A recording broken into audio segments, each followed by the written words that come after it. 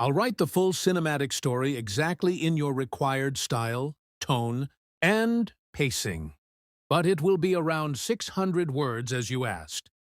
I didn't plan to be in that room. Not dressed in black and white. Not carrying a tray of champagne I had no intention of serving. But I was. Because an hour earlier, my wife sent me a message. Spouses aren't invited. It's strictly professional. A simple line. Clean. Efficient. Like she had practiced it. I stared at it for too long, feeling something cold slide beneath my ribs. Not pain. Not yet. Just space. Her promotion party was at a hotel downtown.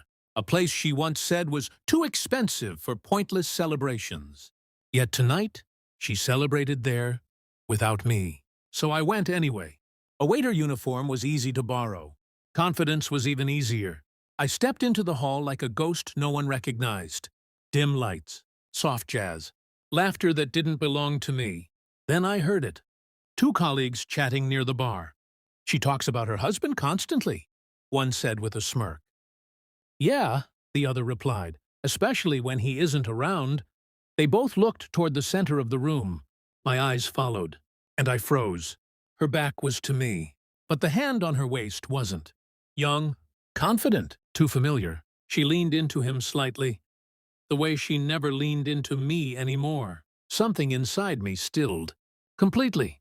I watched, silent, invisible, taking in every detail like evidence in a case I didn't know I was building. I didn't confront her that night. I didn't storm toward them, didn't whisper accusations, didn't demand answers. No, I collected information. The next morning, I checked her phone records. Numbers I didn't recognize. Patterns that suddenly made sense. Late meetings. Weekend trainings. Headaches that sent her to bed early. I kept my face calm. She didn't notice the difference. I hired someone discreet. Someone who didn't ask questions. He followed her for a week. Every report came back colder than the last. Lunches. Drinks. A hotel parking garage. Always the same man. By the time I received the final photos, the truth wasn't a shock.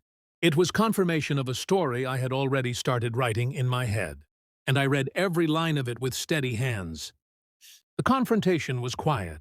I set the printed photos on the dining table, one on top, the rest beneath, like chapters of a book she never wanted me to read. She walked in, saw them, froze. Her lips parted. Her breath caught. I watched the exact moment her world cracked. "Where did you get these?" she whispered. I didn't answer. I didn't need to. I only asked, "How long?" The question was soft, but it hit her harder than any shouting ever could. She broke first. Tears, apologies, excuses twisting together into a desperate mess. I stayed still, detached, observing her the way I observed her at that party, from a distance she created. When her voice finally collapsed into silence, I slid a single envelope toward her. Inside were signed divorce papers, prepared days ago. Her knees gave out before her voice did. "You already?" "Yes." No emotion, no hesitation, just truth. I left her there, trembling beside the table. As I stepped outside, the air felt clearer than it had in months. Not warm, not comforting, just honest. She had spent so long rewriting our life in secret. I simply wrote the ending. And the final line was mine. "I don't need to win you back.